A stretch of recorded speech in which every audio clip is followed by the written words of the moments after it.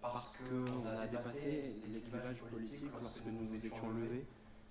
pour nous réunir, pour marcher là où mon frère Mehdi, 20 ans, est tombé parce qu'il était coupable d'une seule chose, c'est d'être mon petit frère.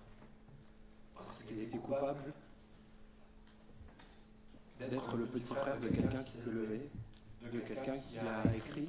une lettre à son frère aîné, Brahim,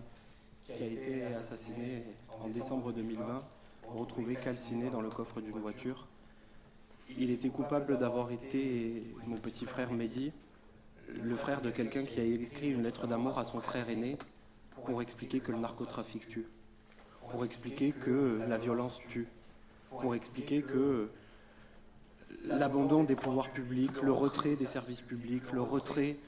des politiques sociales dans les quartiers ont conduit à ces situations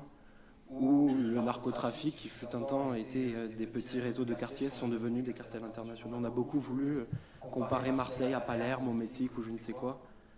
Et à ça, je dis stop. Stop, parce que Marseille, c'est Marseille, parce que la France, c'est la France, parce que les situations que nous souhaitons décrire ailleurs sont présentes ici même, sur le territoire national, ici même à Marseille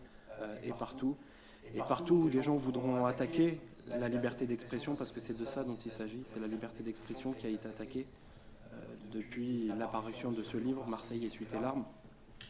même si les menaces sont arrivées quelques semaines avant l'apparition de ce livre. Je vis sous escorte policière et aujourd'hui,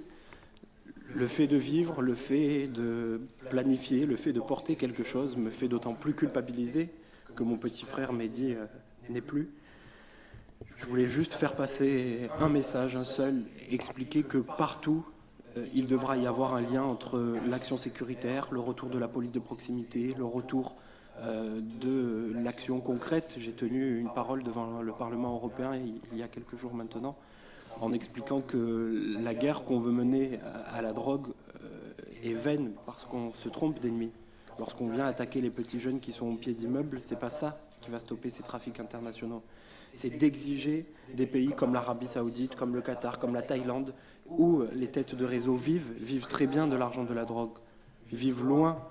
du territoire et font couler le sang ici chez nous et nos enfants se retrouvent assassinés chaque jour. Et puis sans l'action concrète, sans la rénovation des écoles, sans la création de services publics, sans l'action des centres sociaux, on ne pourra jamais sortir ces enfants des quartiers. Et c'est pour ça que c'est important de mener toutes ces actions, la rénovation des écoles, de mener le développement des transports en commun pour désenclaver les quartiers, de mener des actions concrètes pour la formation et pour créer une vraie alternative économique au réseau. Mais je ne vais pas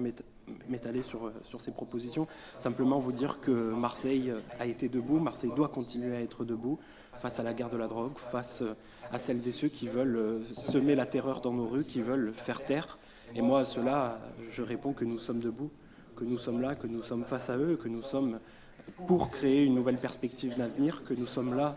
simplement pour exiger justice, pour dire que partout, les Marseillaises et les Marseillais doivent avoir les mêmes chances, que partout,